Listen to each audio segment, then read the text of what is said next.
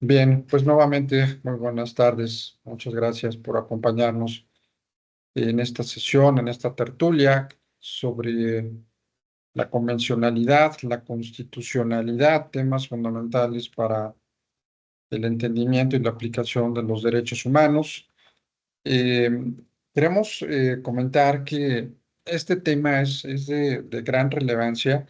Sí es un tema que adolece de algunos aspectos técnicos, pero quizá lo más importante que podamos rescatar y que podamos sacar como conclusiones, como parte de la aportación para nuestras diferentes investigaciones, en el sentido de que, pues, como les comentaba, no todos los que estamos aquí reunidos somos expertos en derecho, tenemos otras especialidades que están siendo parte, forman parte de esta generación. Entonces, muchas veces luego la parte de los tecnicismos puede generar un poquito de complejidad. Sobre todo, insisto, para nuestras investigaciones sería fundamental cómo poder argumentar, cómo poder entender quizá un tema que valga la pena para robustecer pues sería la parte de la argumentación, poder argumentar de manera adecuada, pues con los elementos que tenemos a nuestro alcance desde el punto de vista del marco jurídico, desde nuestro punto de vista constitucional, toda la parte de los tratados internacionales, la jurisprudencia de la Corte Interamericana de Derechos Humanos, y algo fundamental que pues, lo han utilizado sobre todo los grandes doctos a nivel internacional, a nivel mundial, es la incorporación de los valores universales dentro del entendimiento y la aplicación de los derechos humanos. Entonces, para poder hablar de todo lo que debemos de entender de dignidad, de respeto, de inclusión, tolerancia, que obviamente están rebustecidas nuestras normas jurídicas con estos principios, pues sí es importante entenderlos, argumentarlos. La ponderación, que va a ser un tema muy interesante, la ponderación de los derechos. ¿Cuál derecho es el que debe de imperar cuando existe un concurso y que de esto se tenga que resolver una situación jurídica concreta? Todos los derechos, y es más, por allí en los grandes debates luego se discute qué es más importante, el derecho a la vida o el derecho a la dignidad o a la libertad de expresión o al culto religioso. Y pareciera que estamos en un mercado, ¿no? Donde pues vale, la vida vale 100 puntos y la libertad vale 8, ¿no? O sea, no podemos utilizar un mecanismo muy esquemático de qué derechos debemos privilegiar. Y básicamente sería en base al caso en concreto y en base a las circunstancias que tenemos que valorar. Por eso la parte de los derechos humanos luego se vuelve complicada para poder sustentar qué es lo procedente, qué es lo que se debe resolver en cada caso en concreto. Pues la sesión anterior tuvimos la oportunidad, como les comentaba, de tener a un gran académico, un gran experto, investigador del CONACYT, que sus obras las ha trabajado con estos temas del marco de constitucionalidad, de convencionalidad, la supremacía de la Constitución, en fin, algunas controversias que son importantes explicar, digerir, poderlas comentar, poder aclarar dudas inclusive de lo que pueda generar de estas sesiones. Y pues me da muchísimo gusto en esta ocasión que nos haga el favor y el honor de acompañarnos como moderador nuestro querido amigo y colega, el doctor Pedro López Juárez, quien pues tomará el uso de la voz. Y bueno, pues siguiendo tus indicaciones, mi querido Pedro, damos inicio a esta tertulia y nuevamente muchas gracias por aceptar ser nuestro moderador, y a todos y a todas nuevamente bienvenidos. Gracias. Adelante, por favor. Muchas gracias, doctor Sergio. Un gusto como siempre y un honor y agradecido por esta oportunidad que se me da para poder moderar esta sesión del día de hoy, cosa que me agrada mucho porque sé que con motivo de la ponencia del doctor Ángel Dávila, pues a lo mejor es un tema, como nuestro presidente dice muy acertadamente, es un tema que deja algunas dudas, y no por otra cosa, sino por la amplitud que abarca el hablar del control de convencionalidad y de constitucionalidad. Tan solo el hablar de uno de ellos, estamos aludiendo a un gran espectro que a lo mejor tardaríamos varias sesiones para poderlas entender. Yo en esta ocasión me limitaré y trataré de no extenderme tanto. Solamente quisiera, a manera de prólogo, comentar algunas cosas que ya el doctor Ángel Dávila nos había dicho y que, como bien nos dice nuestro presidente, el doctor Arellano, pues a lo mejor hay que retomarlas, ¿verdad? Con un lenguaje un poco más sencillo, más asequible, sobre todo para aquellas y aquellos que no tienen una formación jurídica como algunos la tenemos, ¿no?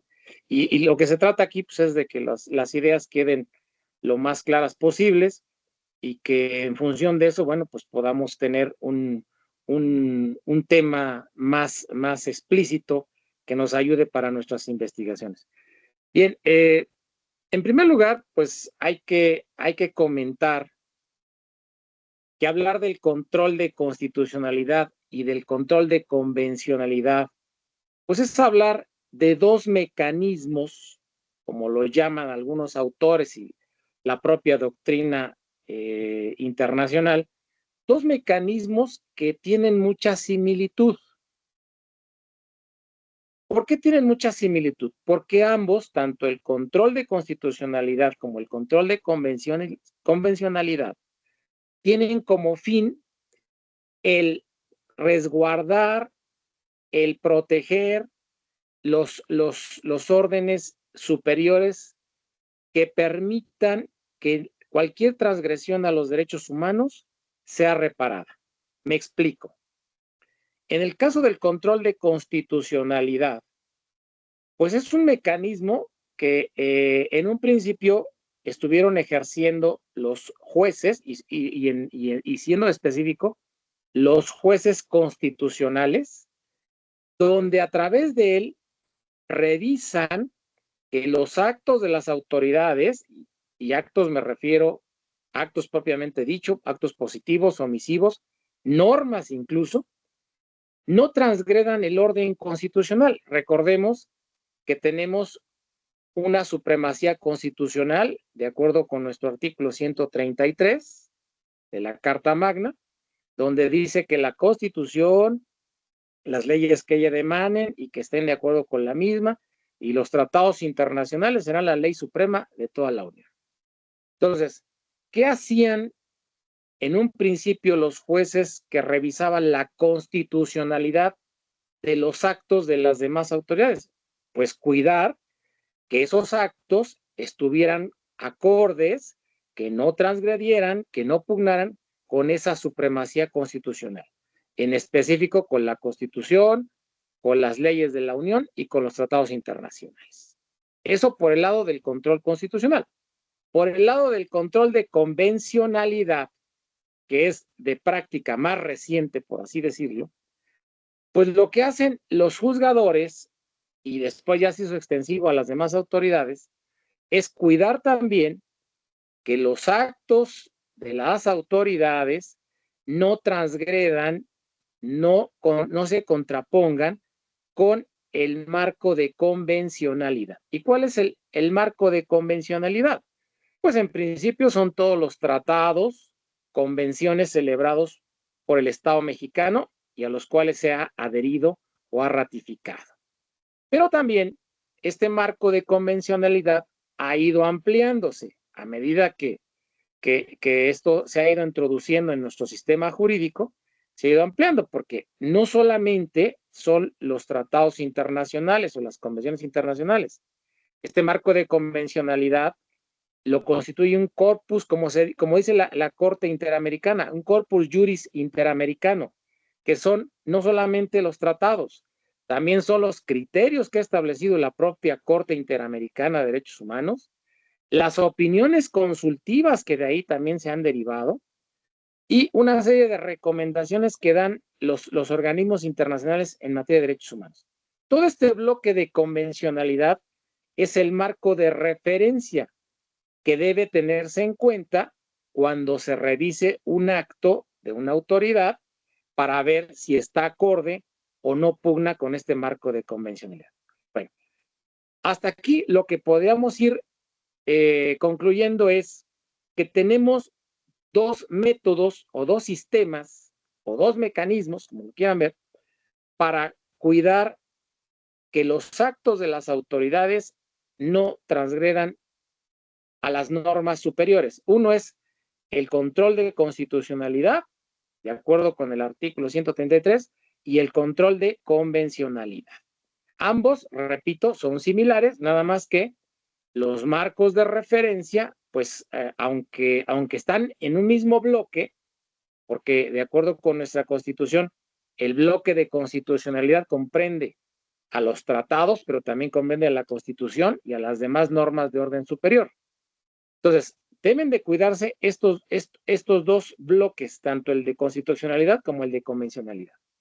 Entonces, los jueces y las juezas tienen que interactuar con esta dualidad para cuidar ambos sistemas, que ambos sistemas no se transgredan. Y pues de acuerdo con lo que nos comentó el doctor Dávila, pues vemos que este ejercicio de control, pues en un principio fue originalmente dado a los juzgadores. Es decir, eran los jueces los que tenían que llevar a cabo este control.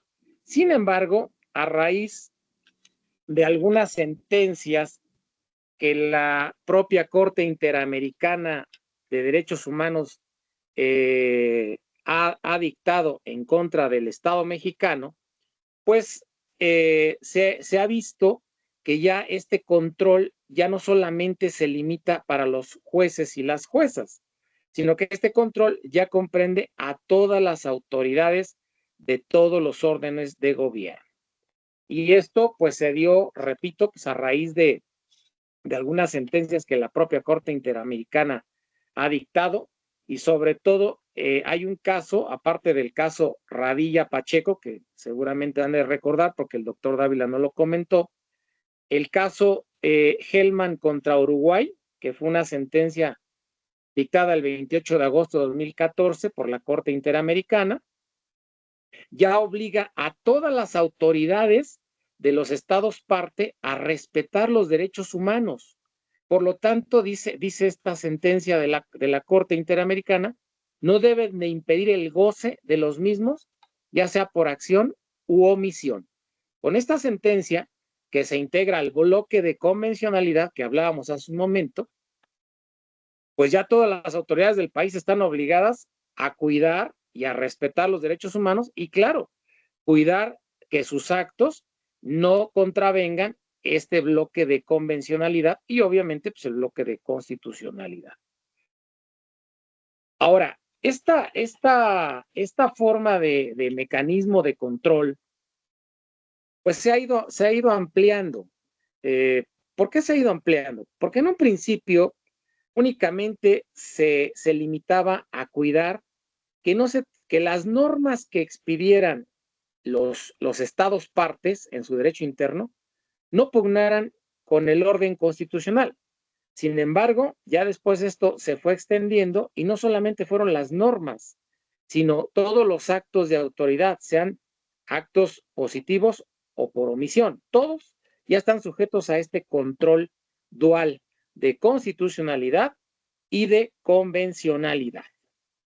Luego, tenemos el expediente que también comentó el doctor Dávila, el expediente Varios 912 de 2010 de la Suprema Corte de Justicia de la Nación, resuelto en julio de 2011, en donde la Corte analizó, entre otras cosas, el cumplimiento que el Estado mexicano debe darle a la sentencia Radilla Pacheco, dictada por la Corte Interamericana de Derechos Humanos. Y en esas se establecieron una serie de medidas de reparación que el Estado mexicano debía cumplir.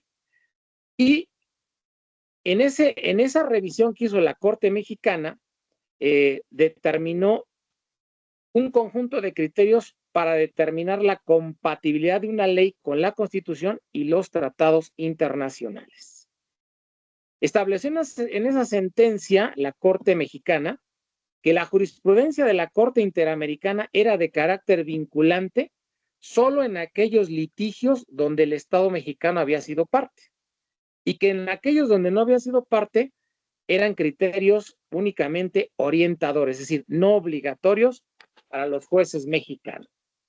Sin embargo, la propia Corte mexicana, en una diversa sentencia dictada en el expediente Varios 293 de 2011, la propia Corte mexicana reconoce fuerza vinculante a la jurisprudencia interamericana, aún en los casos en que México no haya sido parte en esos litigios donde se establece esta jurisprudencia. Quiere decir, y esto es un claro ejemplo, de que la misma Corte mexicana ha ido ampliando el marco de protección convencional de los derechos humanos, si lo queremos ver así, ya que en un principio solo limitó la obligatoriedad de la jurisprudencia de la Corte Interamericana a los casos donde México hubiera sido parte. Posteriormente, en una sentencia, dice la Corte mexicana, no, también la jurisprudencia de la Corte Interamericana será obligatoria aún en aquellos casos donde el Estado mexicano no haya sido parte. Entonces, podemos decir que a raíz de estos criterios, más la reforma que se hizo en el 2011, la reforma constitucional en materia de derechos humanos, y que está plasmada en el artículo 1 constitucional, entre otros, pues ya el control de convencionalidad se fue ampliando y se fue haciendo más patente. ¿Por qué? Porque ahora, conforme al artículo 1 constitucional que fue reformado en 2011, ya se establece que todas las autoridades del país, todas, es decir, de la índole que sea, del nivel que sea, están obligadas a promover, respetar los derechos humanos, entre otras cosas. Entonces, con esta reforma, más los criterios que se fueron dando de la Corte Interamericana, más los criterios que aprobó nuestra Corte Mexicana, pues el espectro, el marco de control de convencionalidad, como ustedes pueden darse cuenta, pues se fue ampliando. Entonces, pues en conclusión de lo hasta aquí dicho, pues tenemos dos controles, insisto, el control de constitucionalidad, que tiene que ver con la adecuación de los actos de autoridad con la supremacía constitucional. Por eso bien dicen los autores, el juez que vela por el control de constitucionalidad, vela por la supremacía constitucional. Y el juez que vela por el control de convencionalidad, vela por la preeminencia del derecho internacional plasmado en los tratados internacionales y en los demás instrumentos obligatorios que contienen derechos humanos. Ahora bien, pasando a otro punto que también el doctor Dávila nos comentó en su ponencia de hace 8 días. Hay dos tipos de control de convencionalidad. El control concentrado, que es el que lleva a cabo, la Corte Interamericana de Derechos Humanos como órgano controlador. Y la Corte Interamericana, al revisar los actos de los estados, lleva a cabo un análisis de convencionalidad, precisamente, en principio, dentro del marco de la Convención Americana sobre Derechos Humanos, que es la que en primer lugar le sirve de referencia a la Corte Interamericana para hacer este análisis de convencionalidad. Y lo que hace la Corte Interamericana a través de control concentrado es revisar, ojo, actos u omisiones de los estados que hayan transgredido las disposiciones de dicha Convención Americana, en principio. Pero también la propia Corte Interamericana ha establecido criterio que no solamente su análisis de convencionalidad en control concentrado se puede limitar a analizar el cumplimiento o no de la Convención Americana sobre Derechos Humanos, sino de cualquier otro tratado que contenga derechos humanos. Y hay varios en el ámbito internacional que México ha suscrito y ratificado, ¿verdad? Se me viene a mi mente ahorita el Tratado contra la Desaparición Forzada de Personas, el tratado que tiene que ver con la protección de niñas, niños y adolescentes, etcétera. Entonces, todos estos tratados, la Corte Interamericana tiene facultades para revisar que los actos de los estados parte de esa convención se ajusten a estos tratados sobre derechos humanos. Y no importando si son normas o son actos de autoridad en estricto sentido. La Corte lo que hace es revisar y si encuentra que hay una incompatibilidad de cualquier acto de un estado con este bloque de convencionalidad, la Corte va a declarar que el estado correspondiente pues ha transgredido el orden convencional y le condenará, como ya lo ha hecho desafortunadamente en algunos casos a México, para que repare esta transgresión o esta violación. Eso es en cuanto al control concentrado. Pero también tenemos el control difuso, que también el doctor Dávila nos habló en su ponencia de hace 8 días. Este control difuso de convencionalidad tiene lugar en el ámbito interno de cada uno de los estados parte de la Convención Americana de Derechos Humanos. Este control difuso lo llevan a cabo los jueces nacionales en el ámbito interno, reitero. Y aquí lo que hacen los jueces nacionales es revisar y cuidar que los actos que están sujetos a su decisión pues no transgredan o no contravengan precisamente estas normas convencionales de derechos humanos. Por eso se ha dicho, y algunos autores así lo señalan, lo quiero comentar, entre ellos Gonzalo Aguilar Carballo, dice que el control de convencionalidad no hace otra cosa más que un control difuso que llevan a cabo jueces nacionales y que fungen como una especie de jueces interamericanos en la protección de derechos humanos. Fíjense, o sea, es como trasladarle la jurisdicción a la Corte Interamericana, pero al ámbito interno. Por eso este autor, y creo que su idea no está tan fuera de lugar, dice, nuestros jueces nacionales fungen como una especie de jueces interamericanos en el control y cuidado de los derechos humanos. Y creo que en parte la expresión no está mal. ¿Por qué? Pues porque hacen la misma función que hace la Corte Interamericana en el ámbito internacional. Aquí lo hacen en el ámbito interno los jueces nacionales. Esto en el control difuso, repito. Bueno, como hemos dicho, estos dos controles pues tienen lugar tanto en sede internacional como en sede interna. Y cada uno, bueno, pues a través del órgano jurisdiccional que está legitimado para hacerlo, ¿no? La Corte Interamericana en el ámbito internacional, los jueces internos en el ámbito nacional. Luego, de aquí surge una reflexión que quisiera yo comentarles y que también me di a la tarea de revisar algún caso, pero que toma como referencia el modelo francés. La pregunta que se hace es la siguiente. ¿Son los controles de constitucionalidad y de convencionalidad independientes? Esa es la pregunta que se hace. Se hacen algunas reflexiones sobre este punto. Lo que hace el autor que les estoy comentando es un autor que tiene formación latinoamericana, pero que se ha abocado mucho al derecho francés. Voy a decirles el nombre, es Luis Miguel Gutiérrez Ramírez. Su obra se llama Control de Constitucionalidad y Control de Convencionalidad, Interacción, Confusión y Autonomía. Reflexiones desde la experiencia francesa. Esa es la obra. Si quieren, después se las comparto en el chat para que lo tengan. ¿Qué nos dice este autor? Dice que ambos controles, obviamente, repito, está tomando como referencia el modelo francés. Recordemos que el modelo europeo difiere del modelo latinoamericano. Ahí no hay un control difuso. Bueno, dice este autor que ambos controles, el de constitucionalidad y el de convencionalidad, son totalmente independientes desde un punto de vista formal. ¿Por qué dice esto?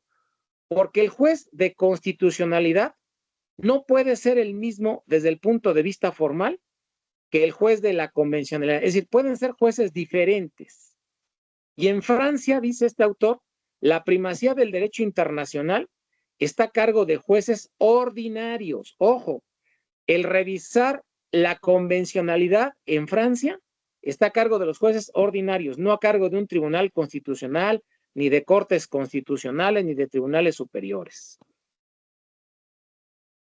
Y pueden inaplicar normas internas contrarias al derecho internacional. Ahora bien, dice, continúa diciendo este autor, ambos sistemas tienen un parámetro de control diferente, ya que mientras el parámetro de control de convencionalidad busca asegurar la primacía convencional, el control de constitucionalidad, por su parte, se encarga de hacer realidad la supremacía constitucional. En esto, pues, tiene similitud con lo que les comenté al inicio de esta charla, ¿no? ¿Qué se busca en un control de constitucionalidad? Pues asegurar la supremacía constitucional. ¿Qué se busca en un control de convencionalidad? Pues asegurar la primacía de los tratados internacionales. Ahora, finalmente, dice este autor, en casos de conflicto donde se contrastan disposiciones convencionales y constitucionales, aunque la interpretación conforme puede utilizarse para resolver estos casos, existen otros donde dichas normas pueden ser incompatibles, dice el autor, y se tendría que decidir cuál de las dos prevalece sobre la otra. Ojo, aquí es un problema no fácil. Imagínense ustedes un juez que tenga que decidir, ¿qué aplico? Un artículo de la Constitución, que es norma máxima, o aplico el tratado. Estamos hablando del modelo francés, repito, porque en el caso de México, bueno, pues es una interpretación conforme, ¿no? Luego, ahí la tarea del juez sería ver cuál de las dos normas es la aplicable al caso concreto. Y por lo tanto, una de ellas tendría que ser excluida o inaplicada, ¿no? Entonces, ahí presenta un gran problema. Bueno, les quise hacer esta reflexión porque en el caso de México, digo, no creo que haya tanto problema como en el caso francés, pues porque aquí el control de constitucionalidad y de convencionalidad, pues los jueces están facultados para hacerlos. Y la misma Corte Suprema de nuestro país, pues puede hacer de hecho hace ese control dual, ¿no? Tanto de constitucionalidad como de convencionalidad en los casos que llegan a su conocimiento. O sea, aquí no le veo tanto problema. El problema con el caso que les estoy comentando, pues es que tienen otro sistema, el sistema europeo, ¿no? Bueno, entonces, haciendo el resumen de todo esto, bueno, pues tenemos que hay dos controles para garantizar que los derechos humanos queden protegidos en México. Tenemos el control de constitucionalidad y el control de convencionalidad, que de acuerdo con nuestro sistema jurídico constitucional, pues quedan invívitos en el mismo rango. El artículo primero constitucional es muy claro, ¿no? Los derechos humanos que se consagran en esta Constitución y en los tratados internacionales suscritos y ratificados por el Estado mexicano son ley suprema y las autoridades están obligados a respetarlos, promoverlos y demás. Entonces, ahí no le veo problema. Entonces, estos dos controles, pues, son utilizados de manera indistinta para vigilar que no se transgredan los derechos humanos y en el caso que así sea, pues hacer la reparación correspondiente a través de los mecanismos jurisdiccionales con que contamos y que entre otros son tres: el juicio de amparo, las acciones de inconstitucionalidad y las controversias constitucionales. Son los tres mecanismos jurisdiccionales que tenemos y al margen de eso, mecanismos no jurisdiccionales, pues tenemos los procedimientos ante la Comisión Nacional de Derechos Humanos, ante las comisiones estatales de derechos humanos y entre otros organismos más, ¿no? Digo, nada más como para dejar el ámbito ahí más redondeado, ¿no?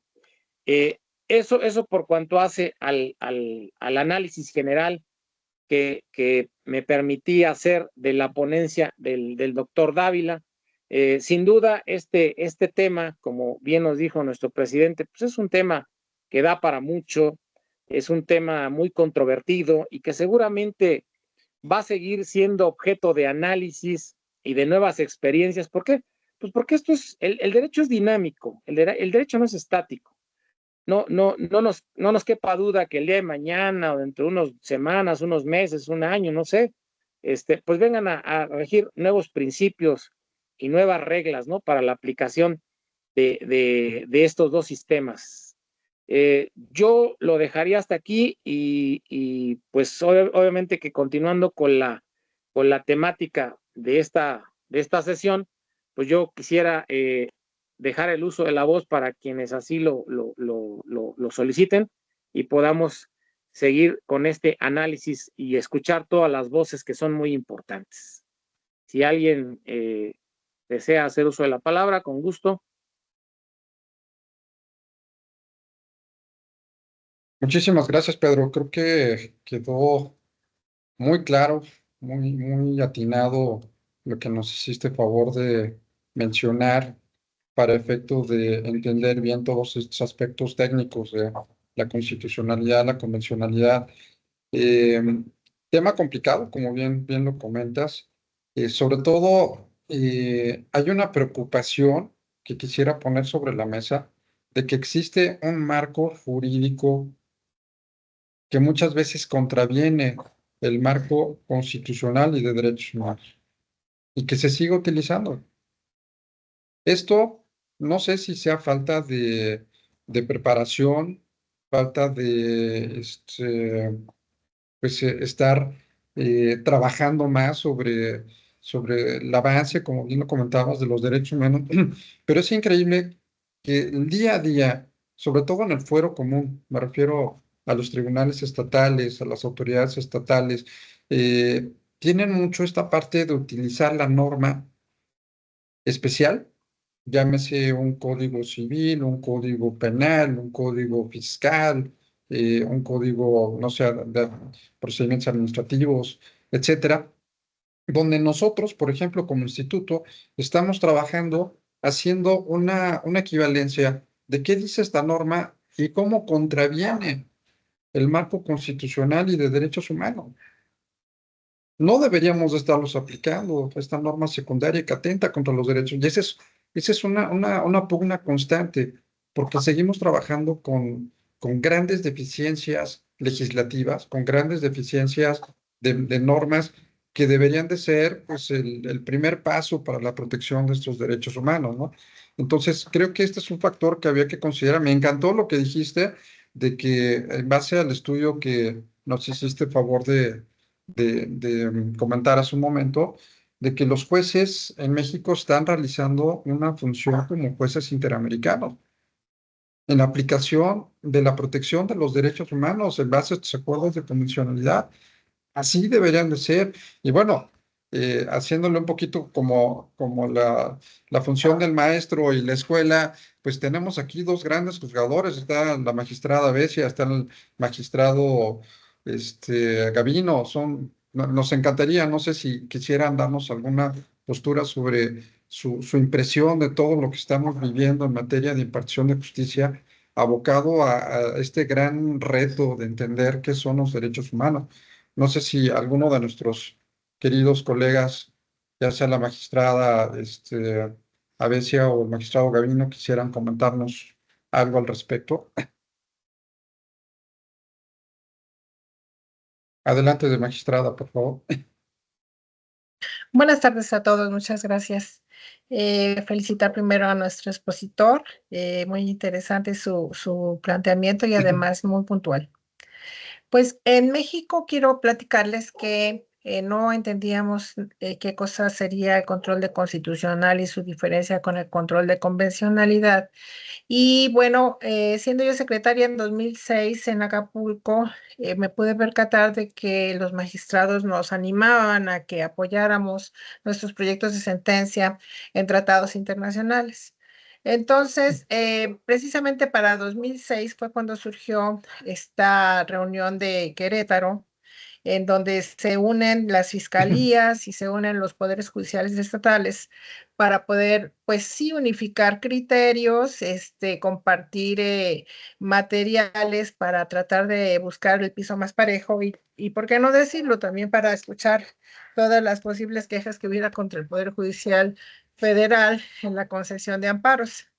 Y esa reunión de Jurica posteriormente se convirtió en el AMIJ, Asociación Mexicana de Impartidores de Justicia, donde fueron teniendo pues la misma información para poder ir avanzando lo más parejos posible los poderes judiciales, las fiscalías y las defensorías.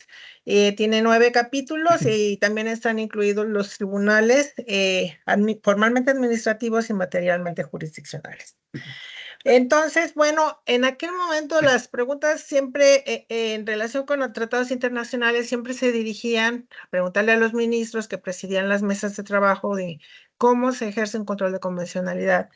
Y la respuesta inicial con la que todos salíamos era que, pues, aplícalo como aplicas la ley. Es decir, en lugar de decir con fundamento en el artículo tal de tal legislación, pues te fundas en el Tratado Internacional de la OIT o te fundas en la Convención Americana.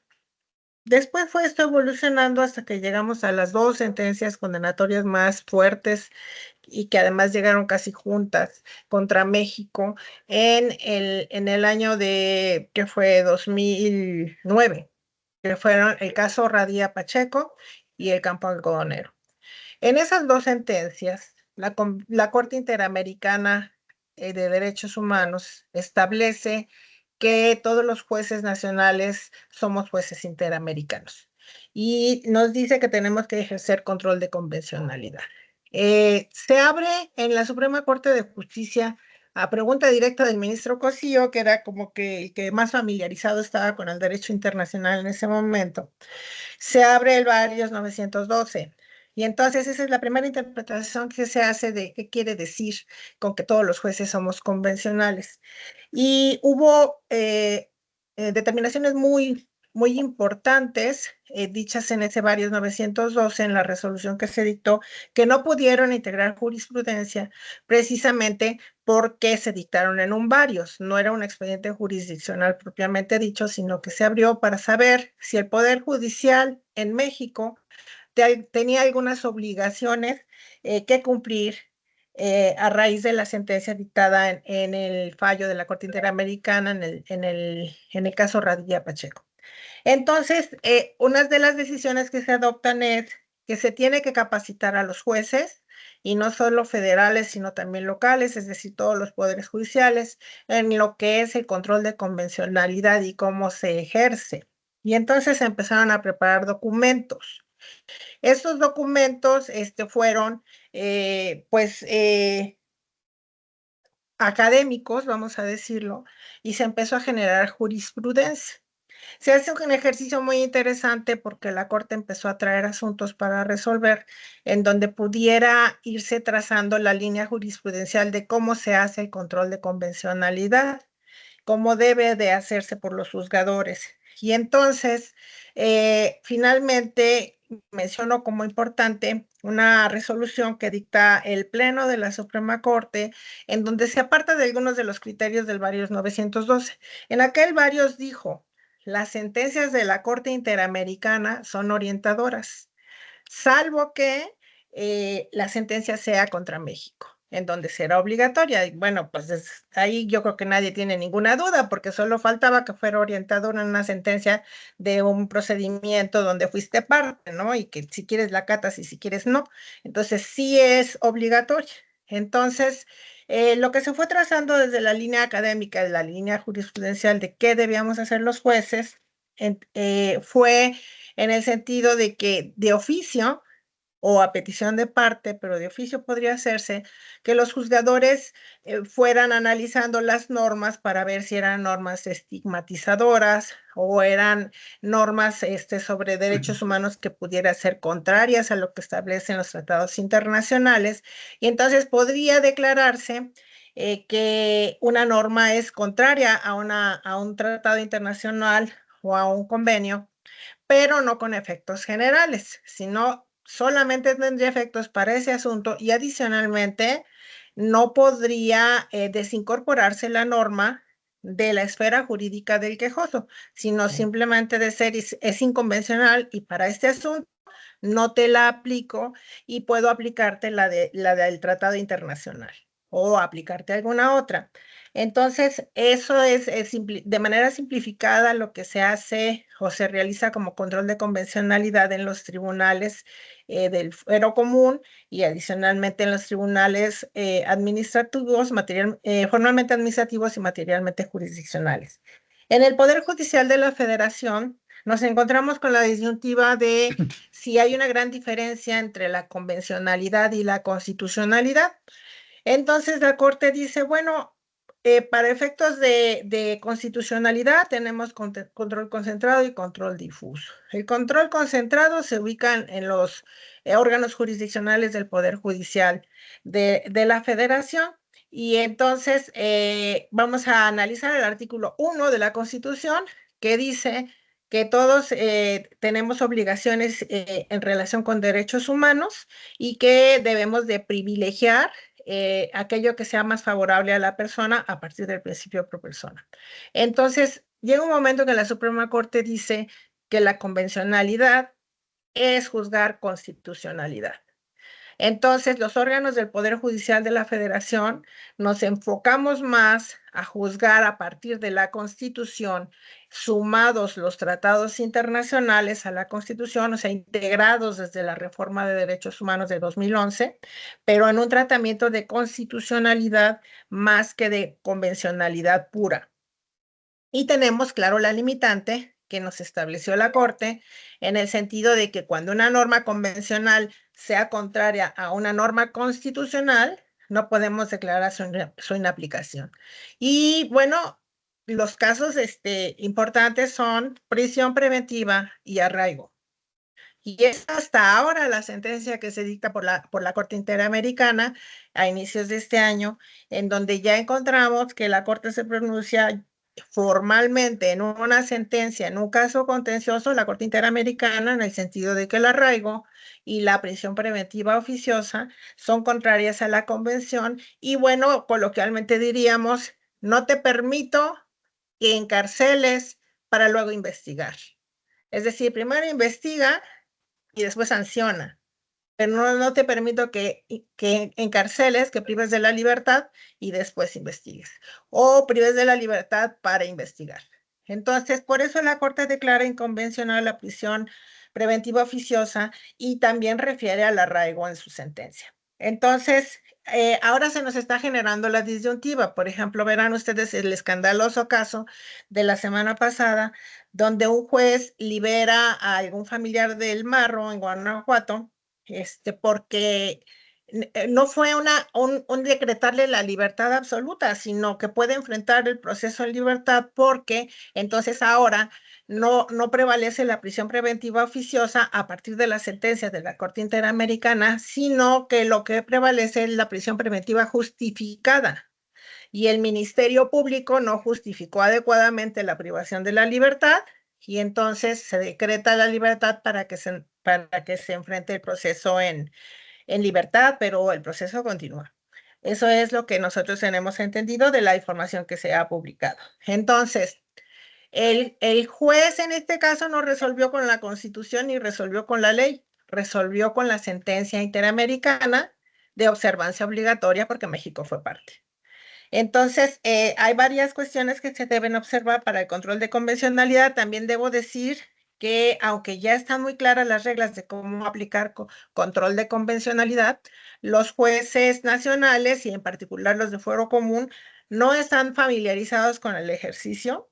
Tienen cargas de trabajo impresionantes, de manera que sentarse a estudiar una sola sentencia en un día es difícil pedírselos por las amplias cargas de trabajo que tienen, pero tenemos medios de comunicación entre jueces. Yo les puedo decir que en la asociación que presido, que somos 300 juzgadoras mujeres, y en otra que integramos un chat de juzgadores familiares, hombres y mujeres, vamos intercambiando criterios, vamos mandando criterios y cuando tienen alguna duda de cómo ejercer algún control de convencionalidad en respecto de alguna norma, los apoyamos o se apoyan entre ellos y ellas, y entonces esto va caminando un poco más. Pero todavía, pues al tiempo que tenemos de la reforma en materia de derechos humanos, que ya serían 12 años, todavía el control de convencionalidad no es algo cotidiano. Gracias.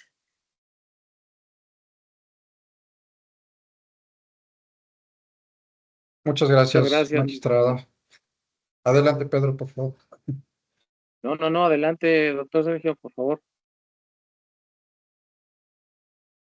Gracias. Pues bueno, compartiendo aquí la mesa y la discusión, no sé si hay algún otro comentario. Digo, creo que la magistrada a veces tiene una muy vasta experiencia en todo esto y lo que nos platica pues es oro molido, ¿no? Porque es la experiencia de muchos años en el Poder Judicial y bueno, hay que aprender mucho de lo que está pasando con la aplicación sobre todo de estas disposiciones. Doctora Rivero, adelante, por favor.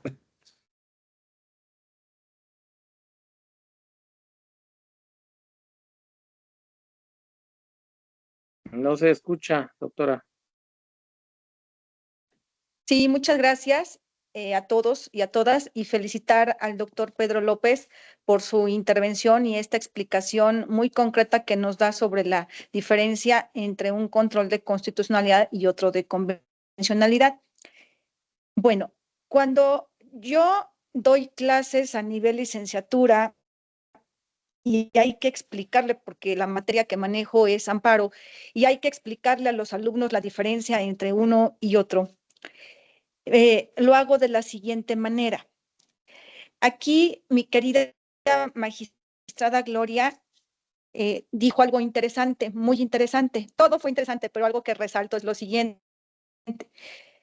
Efectivamente, ella nos comentaba que al inicio, cuando se implementó esto del control de convencionalidad, todos los juzgadores abusaron en sus sentencias de aplicar tratados internacionales. De hecho, estaban sumamente preocupados los juzgadores porque yo, teniendo amigos juzgadores, decían, es que ahora ya no tenemos que saber constitución, tenemos que saber tratados internacionales. Y hubo un abuso, si no, desmiéntame, mi querida magistrada, hubo un abuso en el momento de dictar sentencias de aplicar de manera indiscriminada el derecho internacional. Y entonces, pues eso trajo un caos, porque si con trabajos, ¿verdad? Habíamos podido comprender lo amplio de la Constitución, pues ahora imagínense que íbamos a traer un derecho internacional al interno, pues estaba de locos.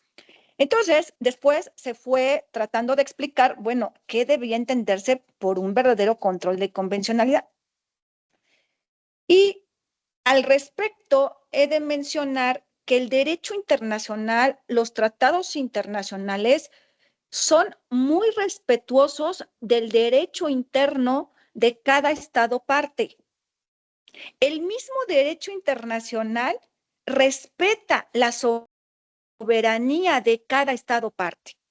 Y en todos los tratados y convenciones internacionales, ustedes podrán encontrar un artículo en la Convención Interamericana de Derechos Humanos lo dice, un artículo donde dice, se me ocurre pensar, ¿no?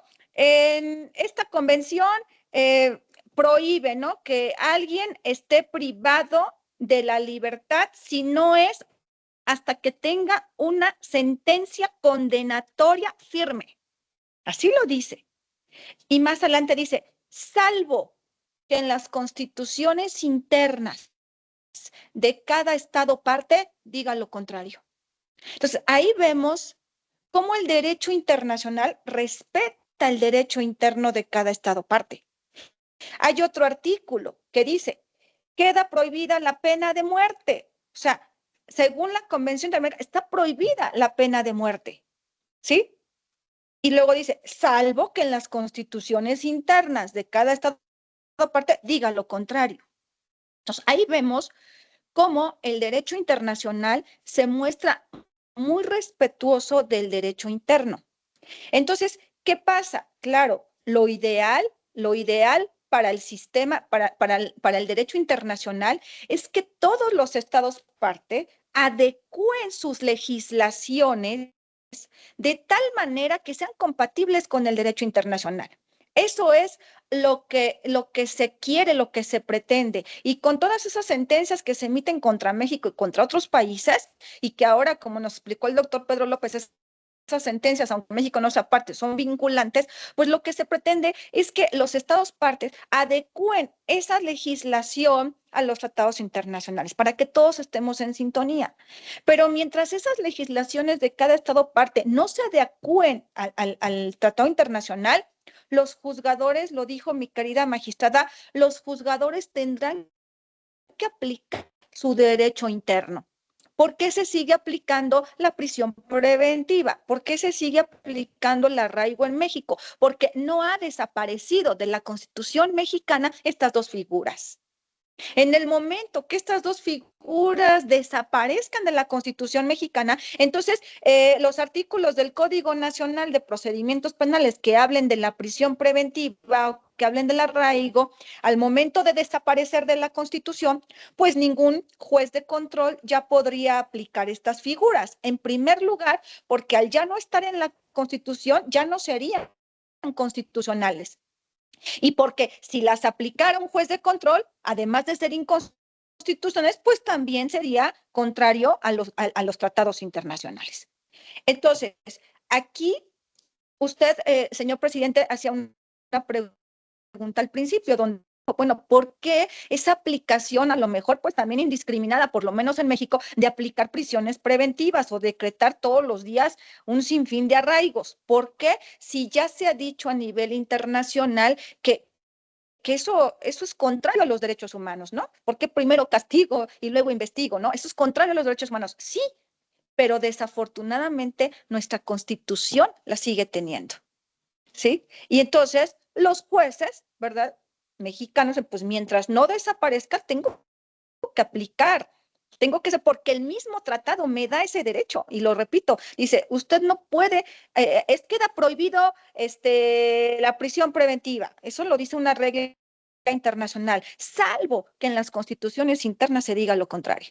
Entonces, ahí se muestra, pues, también lo respetuoso del derecho internacional sobre la soberanía de cada uno de los estados parte, ¿no? Y después viene otro problema también aquí, que los juzgadores, ¿sí? Al momento de resolver un caso concreto, y estoy hablando del juzgador ordinario, pues tiene que tener en su mesa, en su escritorio, pues un sinnúmero de leyes para poder resolver el caso concreto. Tiene que tener derecho interno, empezando por su constitución. Si es un juez familiar, pues deberá tener a su lado ahora el Código Nacional de Procedimientos Civiles y Familiares, deberá tener pues todo lo que necesita para resolver un caso familiar. Pero también puede tener del otro lado, ¿sí? Digamos, lo que nos decía el doctor Pedro López, pues el marco de convencionalidad podrá tener una convención interamericana que hable de los derechos de los niños, las niñas y los adolescentes, podrá tener un tratado internacional que hable sobre los derechos de los niños, o sea, entonces tiene las dos cartas. La magistrada, yo no tengo la fortuna de ser órgano jurisdiccional, pero la magistrada tiene amplia experiencia en esto y no me dejará mentir que cuando va a resolver un asunto debe de tener derecho interno de un lado y el derecho internacional del otro. ¿Y qué es lo que va a ocupar primero? El derecho interno. Cuando, hablando de derechos humanos, va a aplicar el derecho interno, ¿sí? Cuando de los mismos beneficios que me da el tratado. Si mi derecho interno me protege de manera adecuada y amplia un derecho humano y el tratado internacional también, no tiene caso que yo aplique un tratado internacional cuando la ley que tengo en casa me es basta. ¿En qué momento voy a desconocer mi derecho interno? Cuando mi derecho interno, ¿sí?, no sea suficiente para proteger ese derecho humano. Sí lo contempla, pero no lo protege de tal manera tan sólido que me da mayor beneficio al tratado. Ah, bueno, entonces aplico el tratado, pero ahí el tratado no se contrapone con la Constitución. Ahí el tratado está acorde, solo que el tratado da mayor beneficio. Y por el principio pro persona, entonces aplico el tratado y no aplico mi ley, pero no es porque se contrapongan, sino por lo que da mayor beneficio. Pero si las dos legislaciones, interna y la internacional, me da lo mismo, ¿sí? Entonces aplico mi derecho interno, me basta y me sobra mi legislación, ¿sí? Y mientras esas figuras que son totalmente contrarias a los tratados internacionales sigan apareciendo en nuestra Constitución, pues la Corte las seguirá declarando constitucionales porque están en la Constitución. Y en el momento que las quite, que las ya pues estamos viendo que hay muchas digamos, ya foros para pronunciarse respecto a que debe desaparecer ya en México la prisión preventiva y el arraigo y demás, en cuanto desaparezcan, ¿sí? No se volverán a aplicar ni con Constitución, ni con códigos nacionales, ni nada, porque hacerlo, pues sí ya sería inconstitucional, inconvencionalidad, y además lo que es más, jamás podrían volver a regresar a México, jamás, porque al ser parte de la convención nos comprometemos en ya no volverlas a tener. Entonces, esa es una manera, digamos, de poderles yo explicar a ustedes cómo en un curso de nivel, insisto, claro, es licenciatura, ¿no? Pero cómo podríamos explicar en qué casos aplicar un derecho internacional y en qué casos un derecho nacional y un derecho internacional, ¿no? Para no llegar a ese abuso, como lo explicó la magistrada, que al principio pues se abusaba de la aplicación de los tratados internacionales. ¿Sí? Entonces, eso es lo que yo les quería compartir. Muchas gracias. Muchas gracias, doctora Rivero. Yo nada más, si me lo permiten, nada más quisiera hacer un comentario adicional, precisamente de esto que nos plantea la doctora Rivero.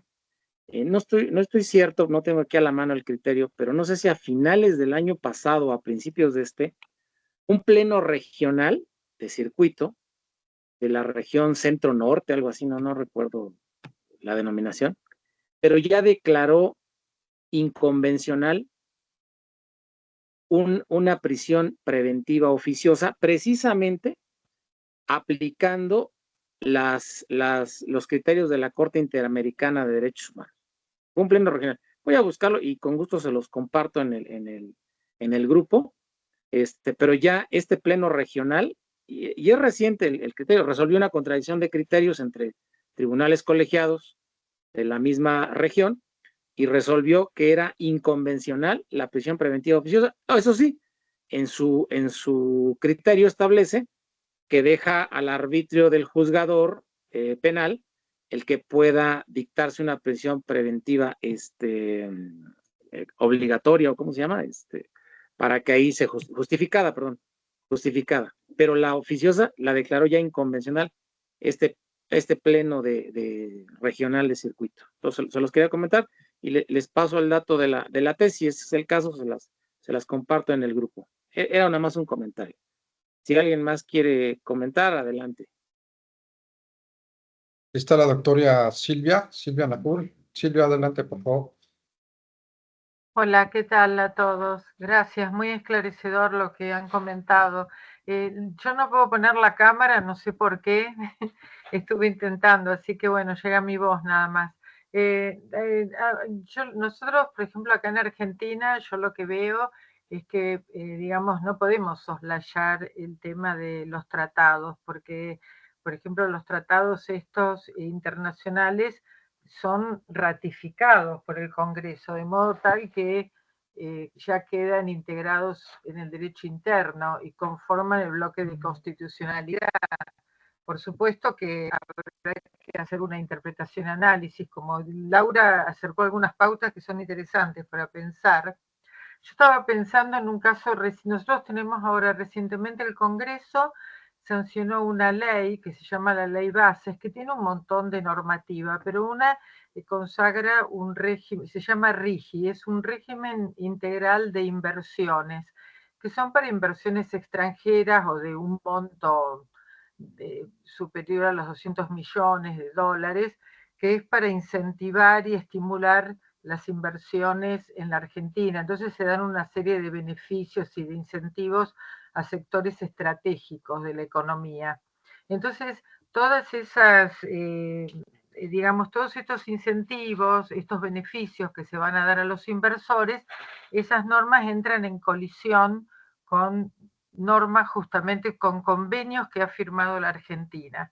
Entonces simplemente lo acerco como dato, que no tenemos todavía el resultado de eso, pero es lo que va a suceder en la realidad. Es decir, esto no sé cómo, frente a las convenciones, cómo se va a resolver esta ley que ha sido sancionada recientemente por el Congreso y que seguramente va a ser aplicada. Así que bueno, ese también es un interrogante. Me parece súper interesante todo esto, sobre todo también el tema en la medida...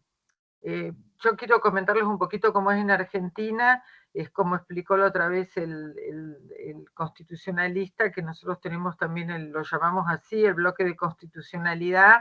Nosotros tenemos un régimen medio, más o menos mixto, medio mezclado, escucho parecido al de ustedes, no tenemos concentrado, es difuso, pero no tenemos tribunal constitucional por eso, y en lo que se refiere al control de constitucionalidad, puede ser solicitado y puede ser cuestionado una norma por cualquiera de los jueces, no importa, de cualquiera de las instancias, pueden ser nacional, puede ser provincial, no importa el fuero ni la... Luego, en definitiva, si hay una resolución que establece la cuestión una inconstitucionalidad, puede ser apelada a la Corte Suprema de Justicia, que la Corte Suprema de Justicia es el tribunal máximo que tenemos nosotros. Entonces, ahí sobre el caso concreto decide sobre la constitucionalidad o no. Y después nosotros tenemos las provincias, que ustedes tienen estados, creo que es así, los Estados Unidos mexicanos, y nosotros tenemos tribunales, los que son superiores tribunales que tienen las provincias. Bueno, nada, simplemente quería comentarles un poco cómo era acá, y bueno, el tema muy interesante. Gracias al moderador, a Pedro, muchas gracias porque logró sintetizar y puntualizar. Gracias. Muchas gracias, doctora Silvia. Y agradezco también a la magistrada Gloria porque ya nos hizo favor de mandar al grupo de WhatsApp el criterio que les comenté del pleno regional donde se puede otorgar suspensión cuando se reclama una orden de aprehensión por un delito que amerite prisión preventiva oficiosa. Muchas gracias, magistrada, por ayudarnos para conocer el criterio. No sé si alguien más quisiera hacer uso de la palabra.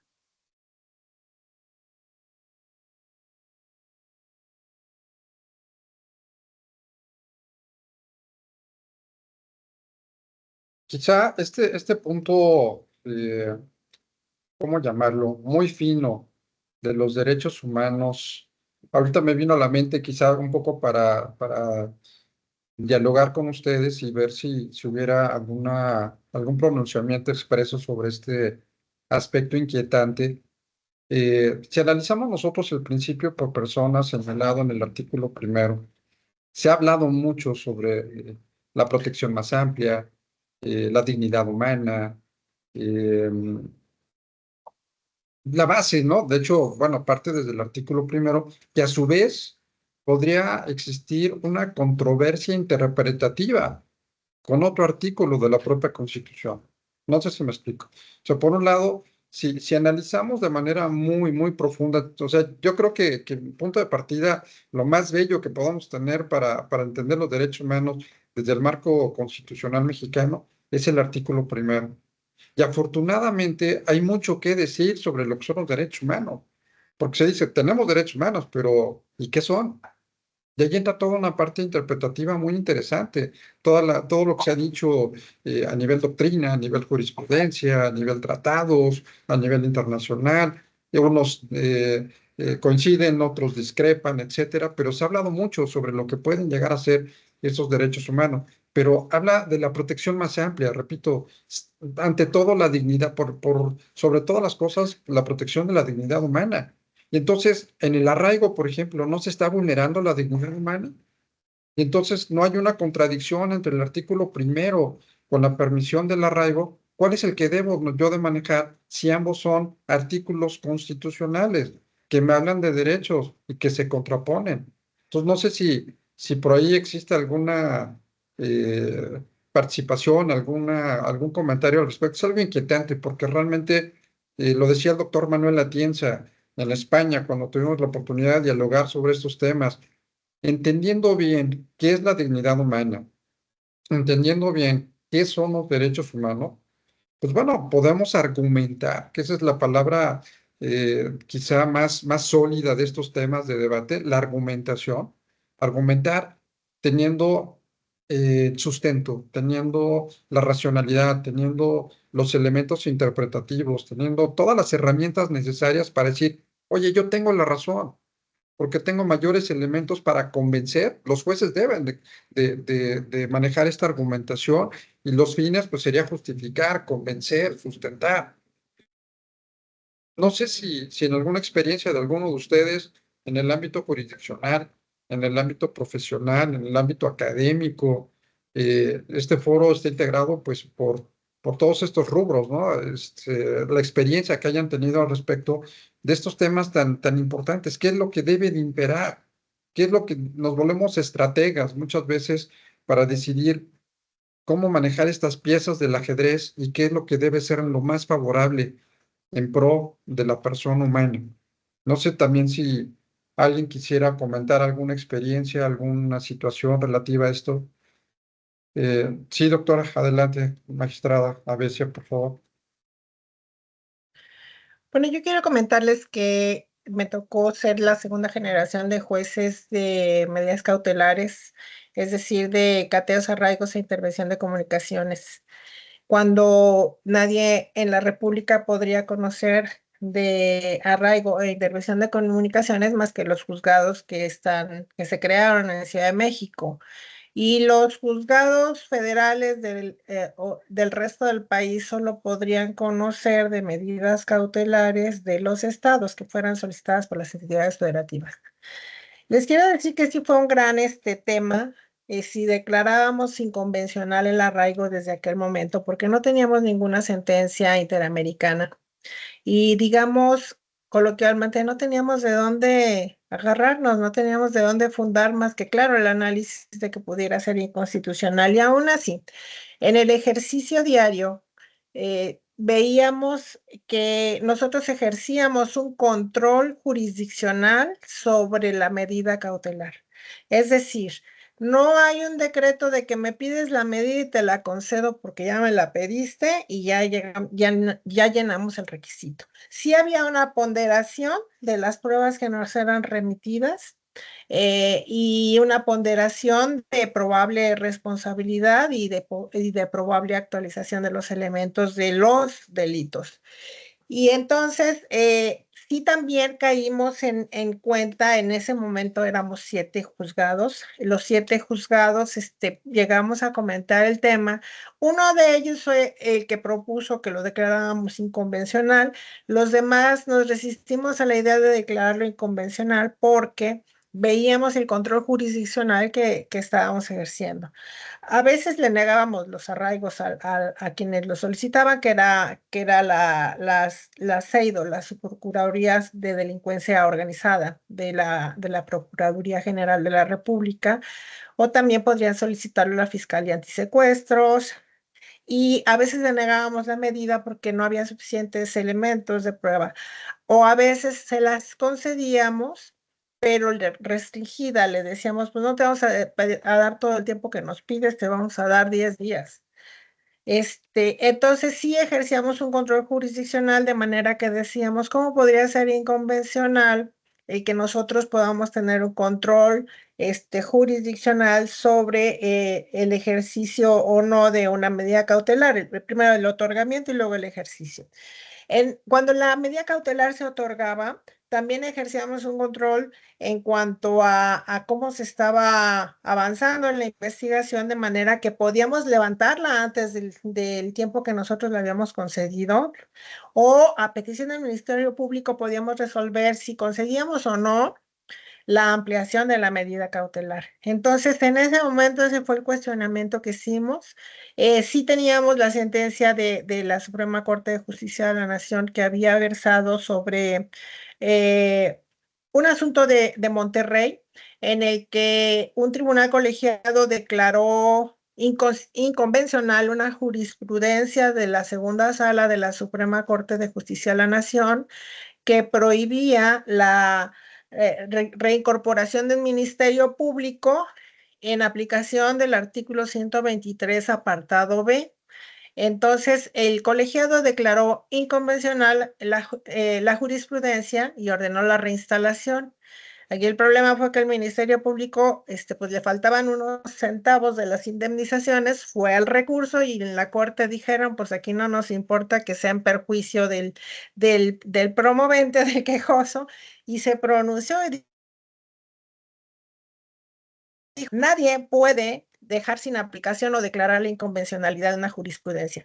Nadie puede declarar inaplicación de una jurisprudencia, salvo el que la expidió. Y por último, mientras existe una prohibición constitucional o una figura jurídica en la Constitución, nadie puede declararla inconvencional. Y le dio vista al Consejo de la Judicatura Federal para que los 3 magistrados fueran investigados al tenor de notoria ineptitud por haber declarado inconvencional una jurisprudencia. Entonces, bueno, no teníamos suficientes fundamentos para declarar inconvencional la medida, y por otra parte, pues si la Corte ya había hecho eso con un colegiado, pues un juez le quedaba, pero muerto de risa para mandarlo a procedimiento de responsabilidades. Y no lo hicimos.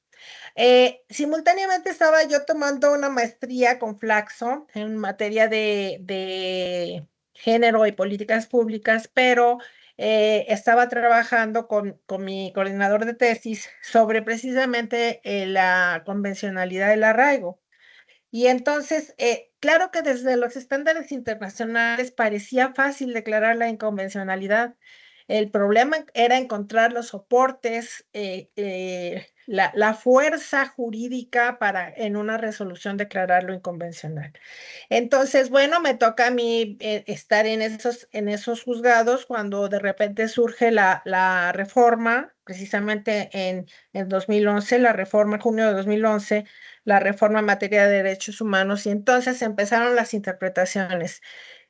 Yo creo que sobre el tema de convencionalidad y de aplicación de derechos humanos, que no sea necesariamente convencionalidad, que puede ser también por imperativo del artículo 133 constitucional o del artículo 1, creo que hemos venido construyendo toda la doctrina jurisprudencial y hemos venido construyendo las sentencias.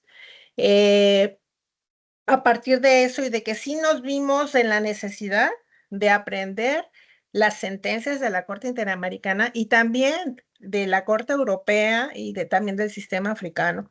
Entonces, sí, hoy en día un juzgador no es el que se sabe la Constitución o las leyes secundarias, sino además el que se sabe las sentencias de la Corte Interamericana, porque es al sistema al que pertenecemos, las sentencias de la Corte Europea y las opiniones y recomendaciones que emite la ONU. Entonces, sí es bastante complejo tratar de que todo pueda armonizar cuando no tenemos la figura jurídica en México, y esa sería la parte fácil, pero cuando la tenemos en la Constitución es lo difícil. Por eso, esta nueva práctica que viene creo que desde Calderón, o quizás antes, pero yo lo recuerdo muy bien desde Calderón, porque fue el que constitucionalizó el arraigo, esta práctica legislativa del poder reformador de subir a la Constitución todo lo que quiere que sea de observancia obligatoria a nivel nacional, me parece una práctica indebida. Ahora, tendría que decirles que sí están claras las reglas. La Suprema Corte de Justicia de la Nación dice, para empezar, nosotros no tenemos bloque de constitucionalidad, la Corte se negó a reconocer un bloque, pero dijo hay control de regularidad constitucional.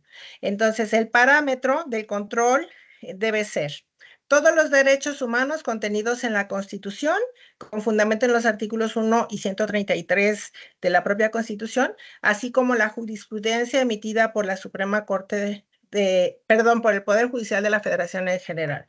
Ese es el primer punto. El segundo punto es todos los tratados de derechos humanos contenidos perdón, todos los derechos humanos contenidos en tratados internacionales de los que el Estado mexicano sea parte. El tercero es criterios vinculantes de la Corte Interamericana de Derechos Humanos establecidos en sentencia en las que el Estado mexicano haya sido parte. Eso viene desde el varios 912.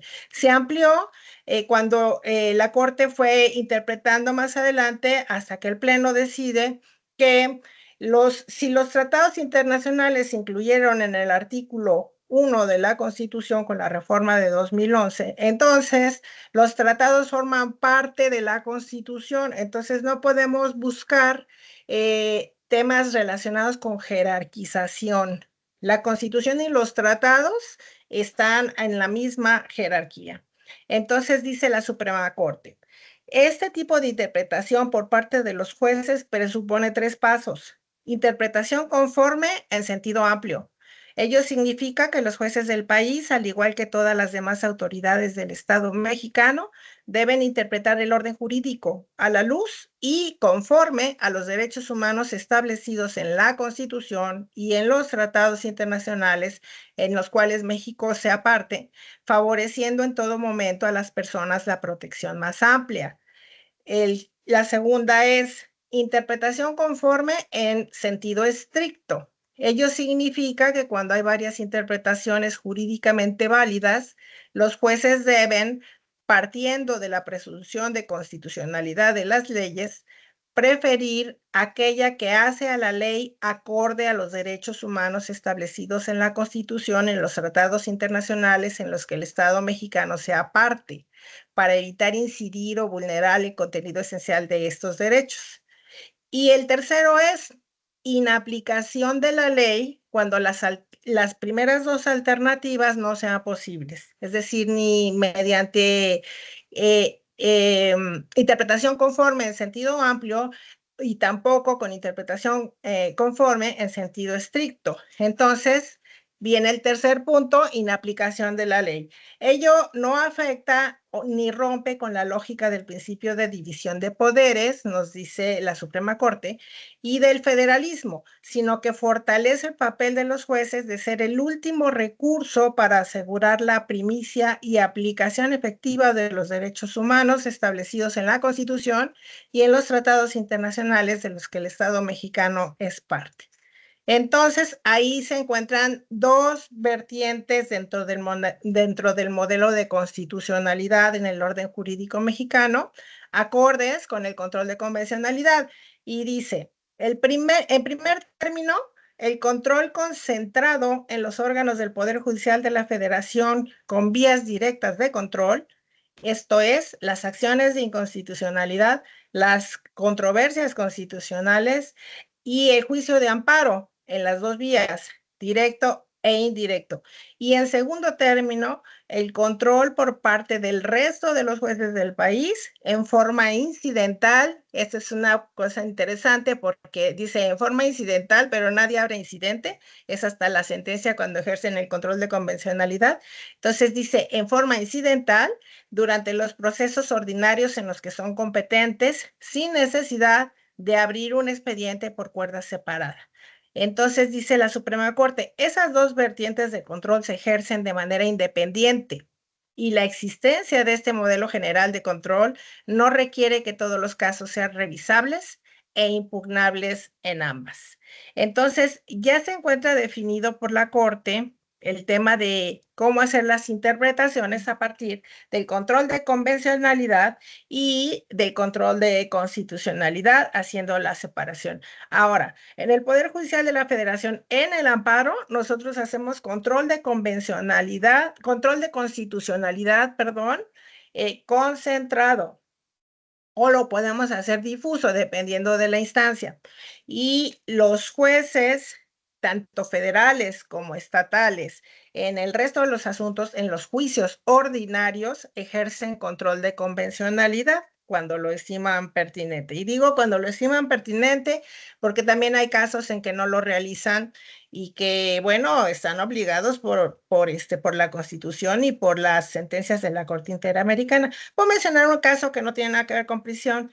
Por ejemplo, todos los asuntos de pensiones de ISSSTE, Los pensionados han estado viniendo, una cantidad impresionante de pensionados, a cuestionar los incrementos de la pensión, y entonces establecen en su demanda de amparo que son inconvencionales, por ejemplo, el artículo 57 de la ley del ISSSTE antes de la reforma de 2006, o bien que son inconstitucionales los artículos posteriores a la reforma de 2006 de la ley del ISSSTE, que son el artículo 7 y 8.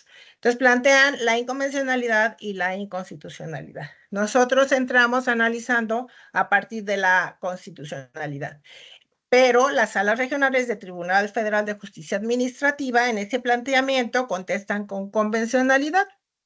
Entonces, ahí tenemos la diferencia en cuando una autoridad de instancia realiza el control o cuando un órgano del Poder Judicial de la Federación en amparo se pronuncia sobre constitucionalidad.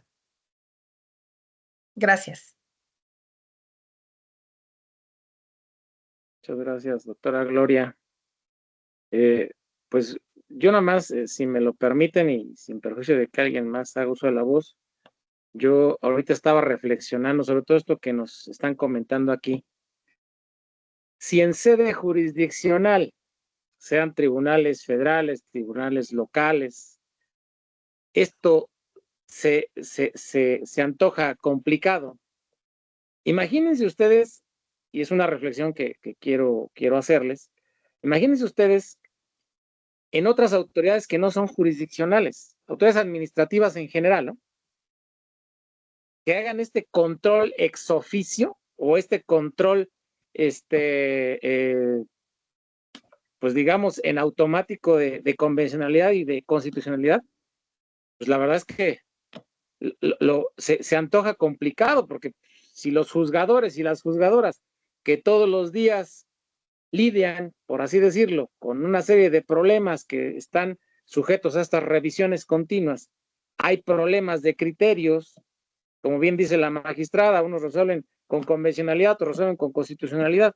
Imaginemos en las sedes de las autoridades administrativas, ¿no? En una alcaldía, en un municipio, que recordemos que hay municipios pues, que están muy alejados y que tengan que aplicar estos controles, pues yo la verdad sí lo imagino muy complicado, ¿no? Digo, si en sede jurisdiccional, que son de estudio cotidiano, diario, frecuente, continuo, permanente, se hace difícil. Imaginemos en esas autoridades, ¿no? Y claro, esto no las justifica ni las excluye que no lo hagan, pero ¿qué es lo que hacen? Pues simplemente a lo mejor muchas autoridades ni lo hacen, ¿no? Y si lo hacen, en el mejor de los casos, pues a lo mejor lo hacen bajo otros parámetros, ¿no? Bajo otras ópticas, ¿no? Que lamentablemente luego vienen a degenerar en decisiones o en actos que transgreden los derechos humanos de las personas, ¿no? Digo, nada más lo dejo a manera de reflexión porque creo que estamos también dejando de lado la sede de las autoridades administrativas. La doctora Silvia, adelante, por favor.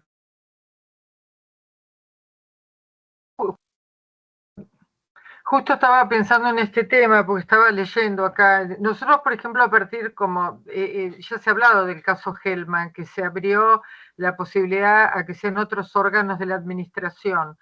Y en el caso de la Argentina, que en el ámbito de la administración también hay organismos especializados en derechos humanos y también están las defensorías del pueblo, lo que justamente se ha planteado eso, Pedro, de decir que digamos, se está desnaturalizando en realidad es simplemente, yo lo que creo que se está pidiendo acá es que se haga un señalamiento del control de la convencionalidad, no es que se va a abocar el órgano administrativo que no podría hacerlo por una cuestión de competencia inclusive, pero hay como una cosa que acá está admitido hasta que o sea, por un lado, tenemos la misma cuestión que ustedes plantearon al principio, de que hay muchos jueces que no lo hacen, o por ejemplo, el tema del control de convencionalidad, y hay todo un tema relacionado con la divulgación y la difusión de este tema,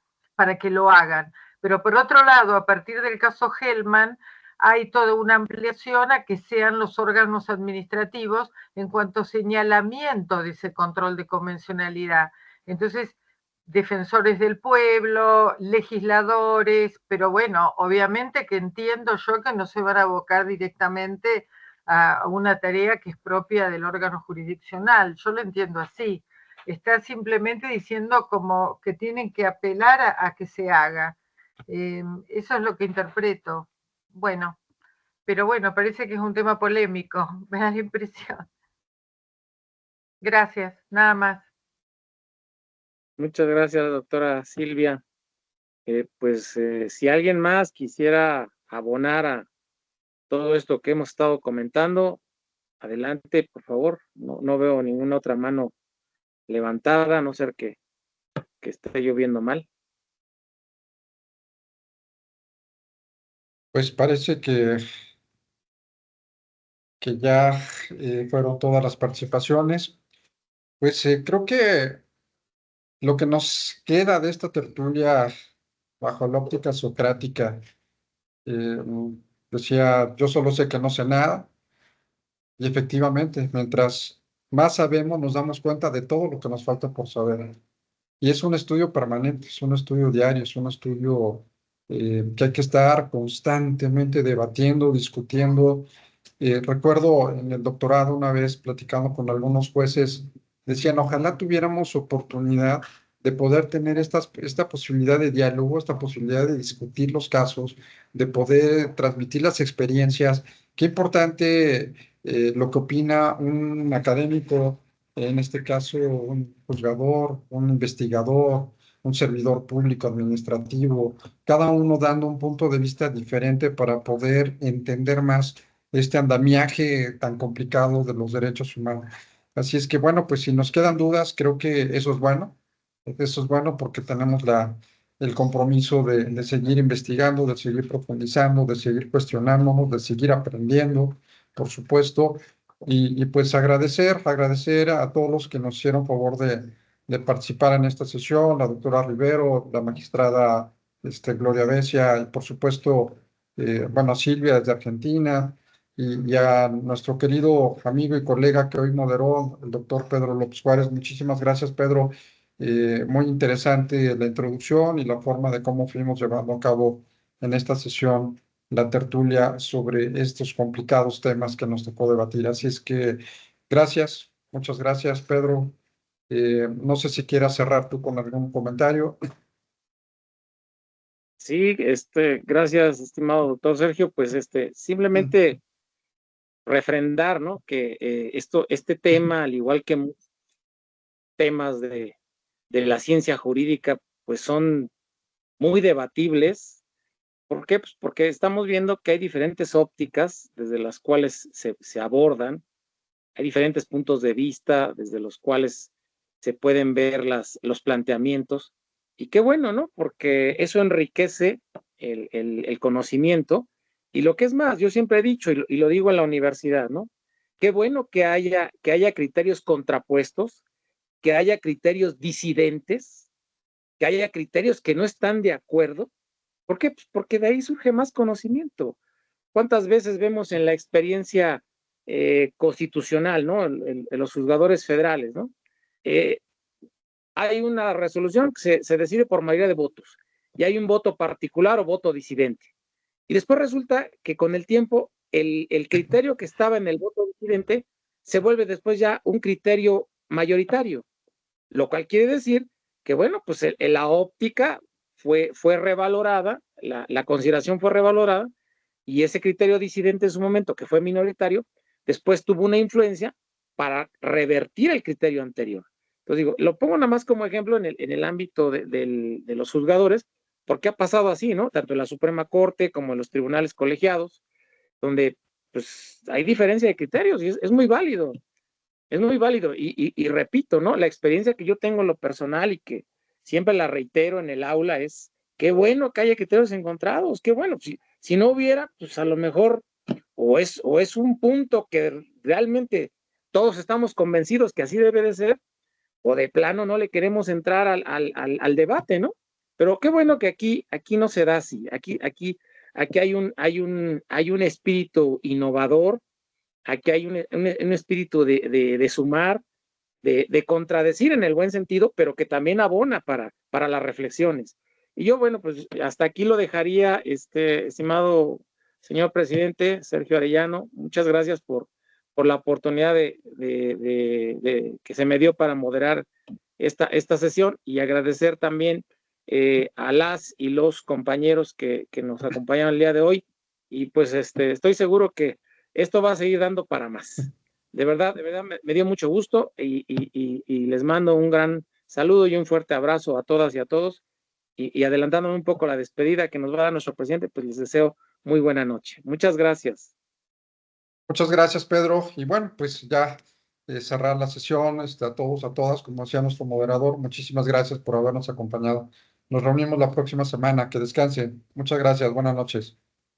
Gracias, buenas noches. Muchas gracias. Buenas noches. Buenas noches, gracias. Bonita noche. Buenas noches, gracias a todas y a todos.